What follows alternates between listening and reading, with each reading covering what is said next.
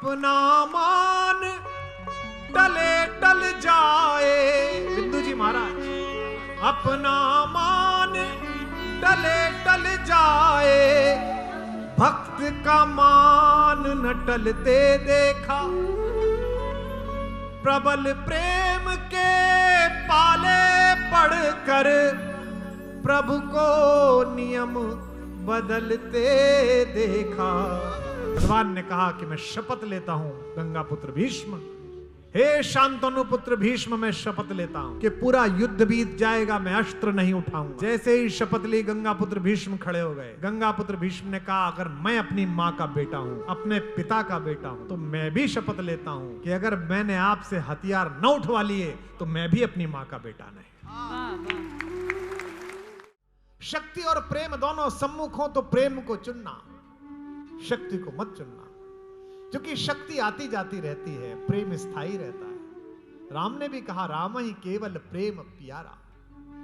जिसको शेष अवतार जिसके बारे में नहीं कह पाते, स्वयं महादेव जिसकी व्याख्या नहीं कर पाते, जिसको वेद कहते हैं कि यह अनादि है, अखंड है, अभेद है, अछेद है, जिसको नारद प्रतिपल रटते रहते हैं नारायण नारायण नारायण के नाम से, महर्षि व्यास जिसे कहते हैं नेति, मैं कह नहीं पाया हूं। पठान कहता है, रसखान कहता है कि उसे अहीरों की लड़कियां छोहरी एक छछिया छाछ देने के लिए, एक कटोरा छाछ देने के लिए नृत्य करा लेती हैं। कहती है ये छाछ पिलाऊंगी, पहले डांस करके दिखा। ऐसा भगवान विश्व के किसी देश को प्राप्त नहीं हुआ जो आपको और हमें प्राप्त हुआ। कि शेष गणेश, कौन कौन? शेषावतार, गणेश अर्थात विनायक। शेष गणेश महेश दिनेश सुरेश हु जाहि निरंतर दावे। सुरेश हु जाहि निरंतर दावे, सुरेश हु जाहि निरंतर दावे। जाहि अनादि अनंत अखंड अछेद अभेद सुभेद बतावे। अछेद अभेद सुभेद बतावे, अछेद अभेद सुभेद बतावे। नारद से सुख व्यास प्रचे पची हारे तऊ पुनि पार न पावे। हारे तऊ पुनि पार न पावे, हारे तऊ पुनि पार न पावे। ताहे अहीर की छोहरियां, ताहे अहीर की छोहरियां छचिया बरी छाछ पे नाच नचावे। छचिया बरी छाछ पे नाच नचावे, छचिया बरी छाछ पे नाच नचावे, छचिया बरी छाछ पे नाच नचावे, छचिया बरी छाछ पे नाच नचावे। प्रभुता पाकर सरल होना सबसे कठिन काम है। शक्ति पाकर सरल होना सबसे कठिन काम है। आप जरा जरा सी उपलब्धि पाए हुए लोगों का अहंकार देखिए। जिन पर धन आ जाए, जिन पर ऐश्वर्य आ जाए, जिन पर यौवन आ जाए, जिन पर प्रभुत्व आ जाए, सरकारें आ जाए, शक्ति आ जाए, आपने देखा होगा, मैंने तो भोगा भी है। इतना सा मिल जाता है तो मस्तिष्क दूषित हो जाता है, जबकि सबको पता है कि स्थायी नहीं है। कृष्ण सामर्थ्यवान है, विश्व की नियंता शक्ति है, लेकिन उनके अवतार में प्रभुता की अपेक्षा सरलता दिखती है, प्रेम दिखता है। और वे प्रेम में इतने बंधे हैं कि स्वयं पराजित हो सकते हैं, लेकिन भक्त को पराजित नहीं करते, प्रेमी को पराजित नहीं करते। उनका स्वयं का सम्मान अगर जाता हो तो चला जाए, लेकिन जो उनसे प्रेम करता है उसका सम्मान न चला जाए, इसके प्रति अगर विश्व में कोई चिंतित है, उसका नाम द्वारिकाधीश है, उसका नाम कृष्ण है, उसका नाम गोपाल है। अपना मान टले टल जाए। बिंदु जी महाराज, अपना मान टले टल जाए, भक्त का मान न टलते देखा। प्रबल प्रेम के पाले पड़कर प्रभु को नियम बदलते देखा। जब महाभारत के युद्ध की घोषणा हुई तो कल मैंने निवेदन किया कि दुर्योधन लेकर चला गया सेना और अर्जुन लेकर चला कन्हैया को। कन्हैया ने कहा कि अर्जुन तुझे बहुत सिखाया, पर तू तो मूर्ख निकला, तू तो छाछ लेकर जा रहा है, माखन तो दुर्योधन ले गया। अर्जुन ने रथ चलाते हुए कहा मुझे ज्ञान मत दो केशव, मूर्ख वो निकला वो माखन लेकर जा रहा है, मैं माखन चोर को लेकर जा रहा हूं, मुझे सब पता है कि मैं क्या लेकर जा रहा हूं। युद्ध परिषद बैठी जब कुरुक्षेत्र में, युद्ध से पहले नियम तय हुए, तो कृष्ण को पांडवों के पक्ष में बैठा देखकर पिता में भीष्म ने उंगली उठा दी, कहा माधव ये न्याय नहीं है। दो भाइयों के बीच युद्ध हो रहा है, दो राजवंशों की धाराओं के बीच युद्ध हो रहा है, इसमें आप पार्टी कैसे बन सकते हैं, आप कैसे खड़े हो सकते हैं? अगर आप उधर हैं तो फिर हमारी जीत का तो कोई मतलब ही नहीं है, क्योंकि कृष्ण उस समय विश्व की सबसे बड़ी शक्ति थे, और वे कितने बड़े हैं वे राज्यसभा में दिखा चुके थे खड़े होकर। पिता में भीष्म ने हाथ जोड़कर कहा कि माधव यह अन्याय है, आप ये नहीं कर सकते कि आप उधर से लड़ेंगे। कृष्ण हंसने लगे।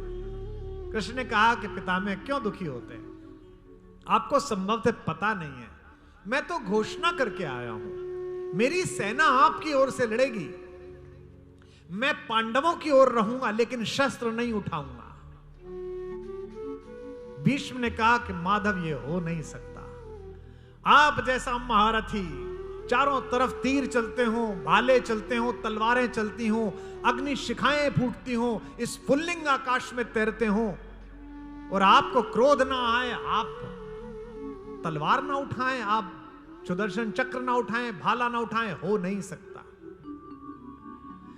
कोई व्यक्ति बहुत शक्तिशाली हो और चौराहे पर झगड़ा हो रहा हो, एक अनाचारी व्यक्ति सदाचारी लोगों को, सज्जन लोगों को मार रहा हो, तो क्या भला वो सदाचारी व्यक्ति जो शक्तिशाली है वो रुकेगा? अगर मुक्केबाज है तो 4 मुक्के मार के आएगा, और वे तो कृष्ण हैं। पितामह ने कहा कि हो नहीं सकता, आप ना माने। अब यहां थोड़ा आनंद लेना राजकोट वालों। भगवान ने कहा कि मैं शपथ लेता हूं गंगा पुत्र भीष्म, हे शांतनु पुत्र भीष्म, मैं शपथ लेता हूं कि पूरा युद्ध बीत जाएगा, मैं अस्त्र नहीं उठाऊंगा। जैसे ही शपथ ली गंगा पुत्र भीष्म खड़े हो गए। गंगा पुत्र भीष्म ने कहा अगर मैं अपनी मां का बेटा हूं, अपने पिता का बेटा हूं, तो मैं भी शपथ लेता हूं कि अगर मैंने आपसे हथियार न उठवा लिए तो मैं भी अपनी मां का बेटा नहीं।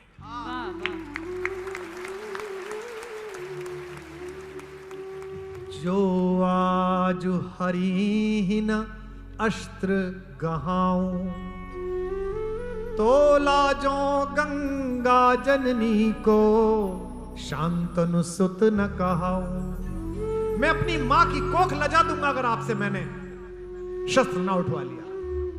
और आपको स्मरण होगा, युद्ध का एक दिन आया, पिता में भीष्म अर्जुन के रथ के सामने आ गए। पिता में भीष्म ने ऐसे बाण बरसाए कि अर्जुन जमीन पर गिर पड़ा, घोड़े खुलकर भाग गए, पहिए टूट कर गिर गए, अर्जुन का छत्र नीचे आ गया, आसन टूट गया, पूरे रथ पर सुरक्षित रहा तो माधव का आसन, जो कि पिता में भीष्म माधव के भक्त हैं, कृष्ण के भक्त हैं, कुछ भी कर सकते हैं, भगवान को आसन से विरहित नहीं कर सकते। आसन सुरक्षित रहा, बाकी सब टूट गया। कृष्ण चौंक गए कि क्या हो रहा है, अर्जुन मार नहीं पाया। और इतना क्रोध आया कृष्ण को कि कृष्ण अपने आसन से नीचे कूदे और टूटे हुए रथ का पहिया लेकर भीष्म की तरफ चले। जैसे ही पिता में भीष्म की तरफ भगवान ने रथ का पहिया सुदर्शन चक्र की तरह साधा, अपने रथ से कूदकर पिता में भीष्म ने अपना धनुष फेंका और दोनों चरणों में प्रणाम करके कहा कि माधव आपकी जय हो, मेरी प्रतिज्ञा पूरी हो गई। आपने हथियार उठा लिया। कृष्ण मुस्कुराए और दोबारा रथ के ऊपर बैठ गए और कहा अर्जुन से बैठ, युद्ध कर। रात्रि के समय पांडवों के शिविर में युधिष्ठिर ने भगवान से कहा कि माधव एक शंका हो गई। कृष्ण ने मुस्कुराते हुए पूछा कि पूछो। युधिष्ठिर ने कहा आप जैसा ज्ञानी, आप जैसा समत्व योग से स्थित प्रज्ञ व्यक्ति ऐसे क्रोध में कैसे आ गया कि अपनी प्रतिज्ञा भूल गया जो आपने की थी, और आप भीष्म जी के सामने, हमारे दादा के सामने आप पहिया लेकर खड़े हो गए। भगवान मुस्कुरा कर रह गए। और युद्ध के अंत में युधिष्ठिर को ज्ञात हुआ कि भगवान ने अस्त्र इसलिए नहीं उठाया कि क्रोध आ गया था, इसलिए उठाया कि उनके भक्त भीष्म की प्रतिज्ञा पूरी हो जाए, उसका सम्मान बचा रहे। प्रबल प्रेम के पाले पड़कर प्रभु को नियम बदलते देखा, अपना मान टले टल जाए, अपना मान टले टल जाए, भक्त का मान न टलते देखा, प्रबल प्रेम के पाले पड़कर। पूरी सृष्टि जिसके पास है वो जरा से माखन के लिए लड़ रहा है। जिनकी केवल कृपा दृष्टि से सकल सृष्टि को चलते देखा, जिनकी केवल कृपा दृष्टि से सकल सृष्टि को चलते देखा, उनको गोकुल के गोरस पर, उनको गोकुल के माखन पर 100 बार मचलते देखा, प्रबल प्रेम के पाले पड़कर प्रभु को नियम बदलते देखा। अपना मान टले टल जाए, भक्त का मान न टलते देखा। प्रतिपल लक्ष्मी चरण दबाती हैं, जिनके कोमल इतने चरण हैं, उनके चरणों को कवि ने कहां देखा? जिनके चरण कमल कमला के, हमारी भगवती के, जिनके चरण कमल कमला के कर तल से न निकलते देखा, उनको ब्रज के कंटक पथ पर, उनको ब्रज के कंटक पथ पर नंगे पैरों चलते देखा, प्रभु का मान टले टल जाए। कृष्ण नाराज हो जाए, नारायण नाराज हो जाए तो सृष्टि नष्ट हो जाती है। कभी कह रहे बिंदु जी महाराज कह रहे हैं हमारे कि जिनकी बंक भृगु से हमने, जिनकी टेढ़ी एक नजर से, और सरल कर रहा हूं, जिनकी टेढ़ी एक नजर से सागर सात उबलते देखा, जिनकी टेढ़ी एक नजर से सागर सात सहमते देखा, उनको ही यशोदा मैया के, उनको मां यशोदा के आगे अश्रु बिंदु में ढलते देखा, अपना मान टले टल जाए। भगवान राम के चरित्र में बुद्धि बसती है और कृष्ण के चरित्र में हृदय बसता है। इसलिए भगवान मर्यादा के प्रतीक हैं और कृष्ण उत्सव के प्रतीक हैं। उनका उत्सव ब्रज में उनका होना ही है। गोपिका गोपिकाओं को समझाती हैं कि जब वो बंसुरी बजाए तो कान में उंगली डाल लेना, मुझसे मत कहना कि पागल हो गई। जब वो अटारी पर चढ़कर गाए तो एक बार देखे ऊपर जा रहा है तो सब गोपिकाएं कान में उंगली डाल लेना, अन्यथा बाद में ना कहना कि मैं बावरी हो गई। दोनों के उत्सव भी अलग अलग है। राम का उत्सव क्या है? दीपावली। कितना मर्यादित उत्सव है, हर चीज करीने से रखी हुई मिलनी चाहिए दिवाली पर। छोटी सी बात कह रहा हूं, दिवाली पर दीपक भी रखे जाते हैं तो उनमें भी लाइन ठीक होनी चाहिए। दीपावली पर अल्पना बनाती हैं घर की बच्चियां, उसमें एक भी पंखुड़ी बाहर न चली जाए, ये ध्यान रखा जाता है। ये राम है, उत्सव में भी मर्यादा है। और एक हमारा ये कानोड़ा है, एक ये कृष्ण है, इसका उत्सव क्या है? होली। कोई मर्यादा ही नहीं है, जिसको जैसा खेलना हो वैसा खेलो। जो अपने उत्सव को भी जगत की तथाकथित मर्यादाओं के बाहर खड़ा करके आनंद का उत्सव बना दे, उसका नाम कृष्ण है। यही बात कृष्ण को परम उन्मुक्त बनाती है। वे योगी भी हैं और भोगी भी हैं।